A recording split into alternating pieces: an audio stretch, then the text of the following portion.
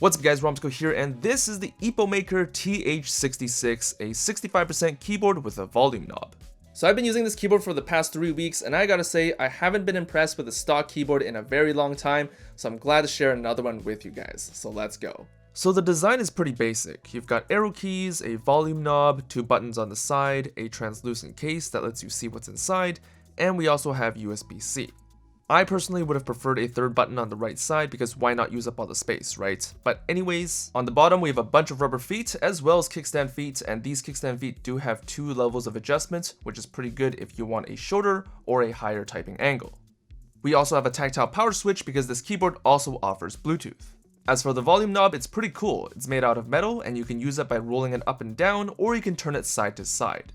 Unfortunately, this knob doesn't have any textures on the side, so it's completely smooth all the way around. But I didn't find any issues using it or found it too slippery. And here you can also see the mounting shape of the knob. And that mount fits perfectly on this metal rotary encoder. This knob is also a tactile mute button, and it takes quite a bit of force to press down on it, meaning you will never accidentally press it, which I find to be a good design choice. As for the keycaps, this keyboard uses MDA profile PBT dye sublimation keycaps. The profile is in between an OSA and an XDA keycap, and there is no shine through on these keycaps. But the keycaps feel nice and smooth to type on, and they won't shine over time. So this keyboard uses Gateron Pro switches, and we have the red ones right here, which are linear switches. And if we take a look at the inside of these switches, we can see that there's a little bit of factory lube on them, and they actually make the keyboard sound phenomenally smooth. And these switches are on top of a hotswappable south-facing PCB that is compatible with 3 or 5 pin switches, and we're also getting RGB LEDs. We also get pre-lube stabilizers, which is really nice, but the housing is slightly wobbly.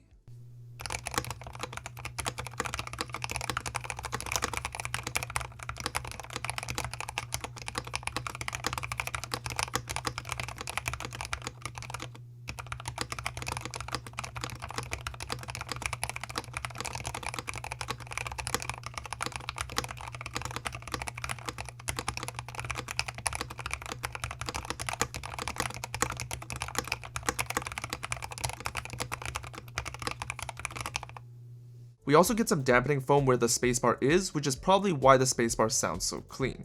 And even with all that stabilizer lube, there's still a little bit of room for improvement, of course. Not to say that these stabilizers sound bad, because they actually sound pretty clean. For example, the spacebar is actually really nice. It sounds pretty clean, but on the other side, it's slightly a little more rattly. So pretty normal. But for the most part, if you're a beginner or someone who's like intermediate into the keyboard scene, I would totally be okay with just using the stock stabilizer lube. It sounds that good.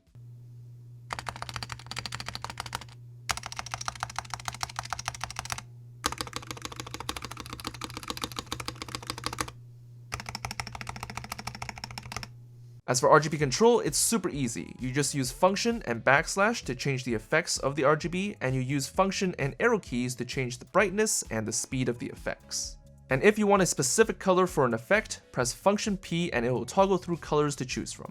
Lastly, we have wireless connectivity. If you hold down function Q, W, or E, the blue light will start to flash. When it flashes really fast, that's when you're able to see it on your other device and connect the keyboard. And if you hold down function and R, you'll get a flashing green light that lets you connect to the 2.4G USB receiver. So you can technically have 4 different devices connected onto this keyboard at once, and it's as easy as pressing function Q, W, E, and R just to switch over to those devices. There are also a couple more features that are found on this keyboard, and you can check the manual to see what is available to you. We can also physically customize this board pretty easily too.